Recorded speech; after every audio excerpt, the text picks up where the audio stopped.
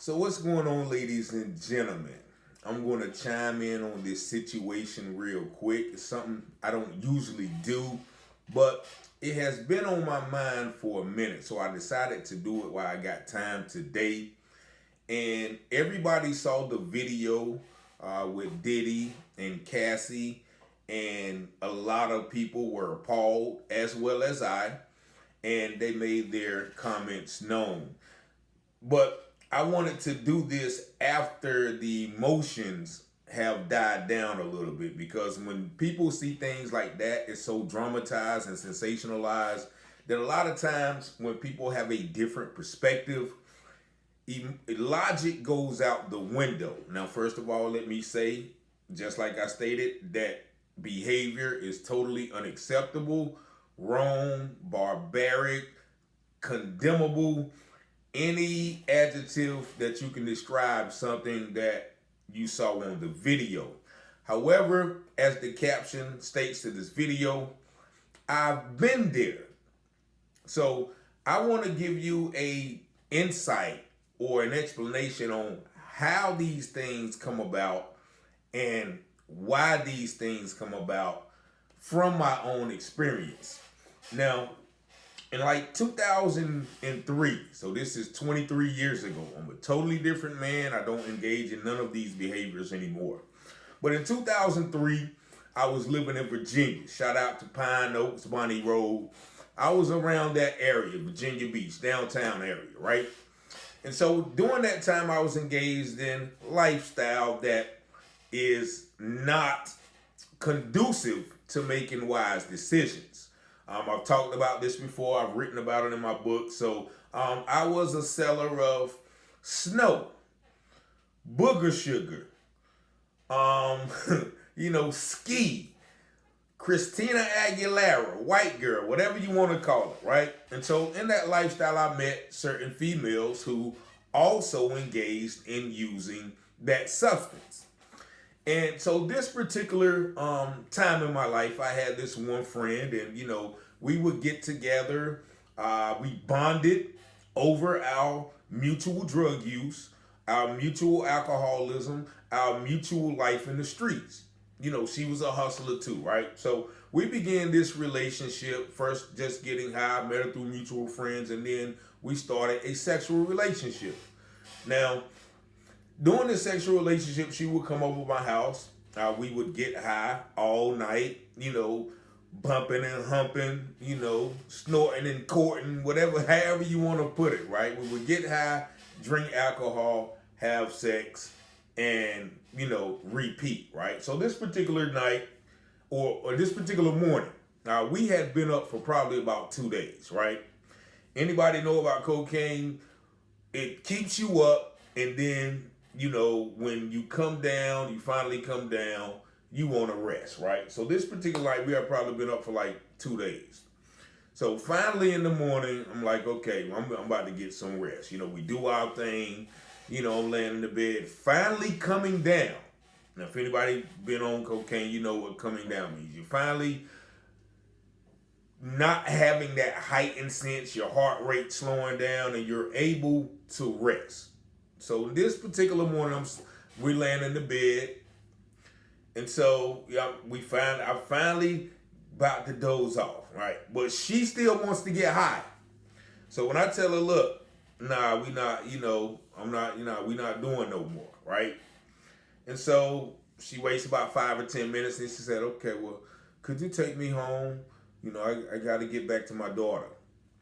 And I was like, come on, man. I'm not driving nowhere, man. I'm high, drunk, about to get some rest. I'll take you home after a couple of hours of sleep. No, take me home now. Take me home now. With an attitude. So I reach, on my dresser. I was like, look, I'm not taking you home. Here go $5. You can catch the bus, right? Mind you, once again, I'm out of my mind, literally, and emotionally, mentally, whatever you want to call it. So she says, no, you gonna take me home, And I'm like, nah, man, get out. So at this point, because once again, now I'm getting frustrated. I'm like, nah, get out. Get out. Here you go, you know what I'm saying? Get out. I'm not taking you home. And so she gets mad, gets her stuff, she yelling, and not yelling, but she mumbling under her breath. She gets all her belongings and she walks out my house, slams the door. She slams the door, I get up, lock the door, right? I'm like, okay, I'm going back to sleep. Mind you, it's been a long 2 days. So then all of a sudden I hear, doom, doom, doom, doom, doom, doom, doom, doom, doom. Doom, doom, doom, doom, doom, doom, doom, doom, doom. Now, mind you, this is an apartment building. So I got neighbor across the hall. I got neighbor upstairs and neighbor, across upstairs. So I'm like, man, I know this chick ain't. So she's still bamming on the door. Doom, doom, doom, doom, doom, doom, doom. So I'm like, yo. I go to the door. I don't open the door. I'm like, yo, man, chill out. Chill out, man. I'm going to sleep. Go ahead home now. So I lay back down. Do. Now, so at this point, I'm at the point, so I'm going to ignore it. She not going to ban forever. I just have to suffer the consequences if my neighbors approach me later. So then all of a sudden, she comes to the window. Tap, tap, tap, tap, tap, tap, tap, tap, tap. Now, she's not knocking with her hand, she's knocking with an object. Whatever that object is, I don't know to this day. It might have been a bottle. So she's knocking on the window. Bop, bop, bop, bop, bop, bop, bop, bop, bop. I'm like, I pull my curtain. So I'm laying down, my window right by the bed. So I do my curtains like this. Yo, go ahead, yo. No, open the door. I just, once again, close the blinds and try to lay back down. Da, da, da, da, da, da, da, da, da, da, da. Da, da, da, da, da, da, da, da, da, da, da. She breaks the window. And at this point, I'm like, okay. So I get out of the bed. And then she know when she breaks the window, I'm getting up. So by the time I get out of the bed, mind you, I'm buck naked, swinging. I just get up. By the time I get to the door, she bamming on the door again. Mind you, I'm completely out of my mind. Now, the same thing to do, the logical thing to do at that point is call the police. But of course, I'm not logical in that time of night. Plus, I got a closet full of cocaine, 2 guns in the mattress, and all types of marijuana smoke, house smelling like, whatever. So, in a rage, admittedly, me, totally transparent, in a rage, when she bamming on the door, I open the door, grab her, and pull her in. Now, once again, I'm high, drunk. I said, okay, you want to come in? Now you stand in. And I close the door, and I'm butt naked, frustrated, because I'm thinking, look, you know what I do. We've been getting high all night. So how are you going to impose your will on me and try to get me to do something I don't want to do? I'm taking it as disrespect at the time. So I pull her in, mad, outraged. I do like Diddy did in the video. Now I'm barefoot. I throw on the ground. You know what? You keep messing with me. I stomp her a couple of times. Once again, I'm not condoning this behavior, so this is not braggadocious. I'm trying to get you to see something here. When I get to the point, I stomp her and I start dragging her. Now, I don't drag her by her hair like my man did. I drag her by her feet. Now she's screaming and hollering, right? But mind you, just 10 seconds later, she was bamming on my door, busting my windows, cursing me out. Now she's screaming and hollering, get off me, get off me. No, because you were outside. So you brought yourself back into this situation. So I grab her, I put her in my spare room. I put her in, and it's funny now, I'm not laughing because it's not funny, but I put her in the spare room, closed the door. And I don't know why I closed the door and think that the door locks from the inside. So I just closed the door and I'm like, now you standing there. Now go back and lay down. So by the time, I guess she realized, now this, only about 2 or 3 women, because I'm really mad, I'm frustrated. So I just go back and lay down. And I don't know why I'm thinking she's going to stay in the room. Like, So she get out of the room, open up the door, run out the house, and I'm calling the police. Right, slam the door, and when she slammed the door, she go back and bust the window in, right? At this point, I'm just happy that she's gone. So, time goes by. Police come, I get arrested, get out, whatever the case may be. And matter of fact, this is the day that police come. The police come, this is like 2 weeks later. She done called me, we done both sobered up, she done came over, she cooked or whatever. We laying in the bed, and I never forget this, she joked about it. She said, man, you never supposed to kick a bee when she down. You know what I'm saying? Because, and I was like, and she's laughing about it, right? She's laughing about it. And so I get arrested, and we laying in the bed, and the police knocking on the door. And of course, we know it's the police. She don't answer it, I don't answer it. And we chilling, right? But the police eventually came one day when I wasn't expecting them to lock me up. She never went to court. By that time, we were back in our cycle. Our cycle of getting high, getting drunk, having sex. And then one of us would get frustrated, like when we would come to and be like, okay, why am I here? Why are you here? Then that would bring on the friction. Oh, I want to do this. I don't want to do this. I want you to leave. I don't want to leave. You know what I'm saying? I'm about to leave. No, you can't go. And so that was a cycle. And so that wasn't the first time, and that wasn't the last time. Now, I take responsibility for my actions. And the reason being is this. When we first started talking, and we first started, getting high and talking about our past, she had an ex-boyfriend who used to beat her senselessly, she said. But she loved him. She loved him so much that when he got killed, probably about a year before him, she would always talk about it. I'm so sad. I'm so sad. And I'm thinking, why are you so sad when you literally tell me that how he used to beat you, right? And so that should have been a red flag for me. But one thing she said, this should have been a red flag. She said, I don't think a man love me if he don't hit me, right? And me, and if I was who I was today, like I would have left her right then. But of course, I'm out of my mind too. And so those things, that conversation became fruition. And even before that, it's like she would do little things to make me want to hit her. Like, I would be at her house. My phone would ring. Somebody would want something. I'd be like, yo, I got to go. You ain't leaving. You ain't leaving. She would take my shoes. She would take my scale. And, she would take anything to make it hard for me to leave. One day I just left with no shoes. And so it came to a point when I fell into that cycle that she wanted me to do. Once again, I'm not condoning my actions. However, everybody played a part in that. That is what I'm trying to get you to see. In those type of relationships, everybody plays a toxic part. And don't trip. You all know some Cassies and some Diddys right here in your own town.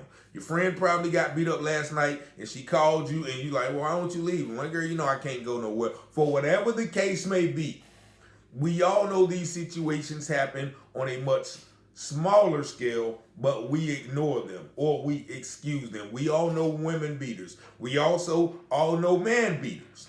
And so with this situation with them two, you have to use your logic. That video was taken in 2016. It is 2023 when she first comes out about all these allegations. So from 2016 to 2023, what was she doing? Mind you, best believe that wasn't the first time or the last time that happened. And so people, and once again, I heard Diddy's apology, said he was effed up, whatever the case may be. Doesn't excuse the behavior. I don't know what type of stuff he was using, but we also don't know what type of stuff the lady was using. Now, mind you, once again, we don't know, like the reason that happened, I explained the reason. We don't know if Diddy was in the shower and they had just talked about, straightening it up and being honest with each other. And he get out the shower, he call her name, and he don't get an answer, but he see his safe open and her car keys gone, and she's trying to leave with $500,000 in cash and some incriminating photos with him and another man, and some uncompromising business. We don't know why he reacted like that. Not excusing it, but I could understand if that was the case. If he done took her on a $500,000 vacation and she trying to steal money and expose him, not saying it's right, but how does he supposed to react to that as a man? And once again, logical thinking would be, all right, call the police. But when you're under the influence of substances, there is no logical thinking. Also, we have to see that people stay in those relationships, like I said, for a reason. I stayed with her because she would get high with me. I didn't have to explain. I didn't have to hide it like I had to do with some of my more professional or square friends that I was dealing with. This we could do what we did with no inhibitions. You know what I mean? But that also came with the price. Whereas, I had to fall into some of the things that she wanted or she was used to. So with that situation, Cassie enjoyed a lifestyle that afforded her, 5-star this, 5-star that, the best of this, the best of that. And she weighed those options because once again, this treatment doesn't happen overnight. And so she apparently, from all logical, like this is not out of the ordinary thing for them to. As we heard about all of the, the sexual things that they did and him calling guys and she endured that for what she was receiving. Let's be honest. But it got to a point where she didn't want to endure it no more. Now he's the bad guy and nothing I've done or nothing that I allowed to be done to me is questioned. And once again, I don't condone any of the behavior. I'm giving you my own experiences from a time when I didn't make the best decision. Most people won't say this, right? Now today, if I see something like that, I'm out the door. But this is not the only instance that I've had with women who would provoke a man to do certain things, and if that man is not in his right mind, if he's not in line spiritually, morally, and mentally with God, or or his own self, then he would fall into that trap. That is totally on him. But we also can't excuse, 10, 12 years ago, I think, I was in another relationship with a woman that we bonded upon our mutual cocaine habits and alcohol habits, and I experienced the same type of deal. This woman would also hit me when I wouldn't do what she wanted me to do, and once again, I said, no, I don't do this. I don't hit women. But it came a point where I would actually try to leave her house, and she would grab me, put me in headlocks, swing on me, tear my shirts, cut my stuff. And I'm looking at that time, I'm looking, at one of her relatives, and her relatives said, get her off of you. You know what I'm saying? And so I'm like, what have I gotten myself into? So what did I have to do? I have to get her off of me. And then once again, that started the cycle. Okay, I'm sorry, baby. I cooked today. You want to come over? And of course, I got some stuff. I just seen such and such. Then that whole cycle starts again. And I've talked with many women who've been in domestic violence situation, and I've asked them, why didn't you leave? Well, I felt this way, or I felt this way. I felt that he loved me. I felt that he would change. I felt that, I had nowhere to go. Or whatever reason it is doesn't excuse the bad decision to stay in those type of situations. So what I'm getting at is there's a level of culpability, a level of responsibility on both sides when you see those issues happen. Like those issues, just don't start happening. I've talked with many women who say, okay, he first cussed at me, then he first shoved me, then he first did this. There's a building up to just outright, be. And once again, there are some guys, and you know who they are, who just it is a well-known women beater. But why? Why do the women be with him? Because he has money. He may have the magic stick, like 50 said. He may provide security. It may be a status thing. Whatever the case may be, those women stay. Bad decisions, those women stay and justify the treatment, the condemnable, unjust, despicable treatment that they receive. I hope I'm making sense. And, the last thing I will say is even today, I've experienced something that, and once again, all of these women that I talk, we're still friends to this day. We have grown, we have matured, and we laugh, we can sit there and laugh like we were two crazy individuals. Glad nobody did hurt. The first lady I was talking about actually stabbed another girl when she caught her at my house. Totally toxic, insane behavior. And then she wanted me to come to get her out of jail. Like, insanity. And most of these situations, there's a level of insanity. There's a level of substance abuse. There's a level of trauma involved in these things. So when you see things like that, you have to not look at the situation, the moment. You have to look at, okay, the circumstances around that moment. No matter how grotesque, no matter how despicable the moment seems, you have to look at the contributing factors or the determining factors in those situations. But I experienced something, fairly recently where, I was at a friend's house. We were watching a game, and we got into a debate, and this debate always garners emotions, right? And so this one particular day, we were talking about it, and I felt the conversation getting to that level where, okay, look, I don't want to, debate and get passionate, I'll say that, with you about this issue. So I was like, nah, man, we ain't gonna talk about it. Let's watch the game. Nah, I want to talk about it. I want to talk about it because you don't hear me when I be. I was like, okay, look, I'm leaving. Now, I get my stuff. I get my keys. I get my phone charger. And no, you're not leaving. And wow, try to knock my keys out of my hand. Now, mind you, from the previous times in my life, this is a trigger, right? So I'm like, please don't do that. Please don't. Because as a man, I feel like if I want to leave, I have the right to leave, right? No, you're not leaving. No, you're not leaving. And this individual goes and stands by the door. And I'm like, you better let me out of this house. Now, right now, this is abduction. I've been charged with abduction, so I know the legal definition of it. Abduction is when you prevent someone from their space, their ability to leave. Now, kidnapping is when you take someone and put them in the room, But so I'm like, man, you better let me out of this house. No, I'm not letting you out. So then this where my logic, my sober mind kicks in. I said, now, if I move you, I would be wrong, right?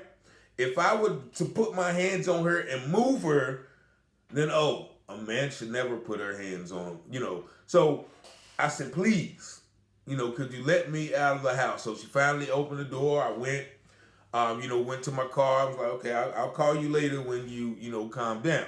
Now, when I'm trying to get in the car and close the door, she's standing in front of the door. No, why won't you talk to me? No, won't you talk? I was like, look, let me leave.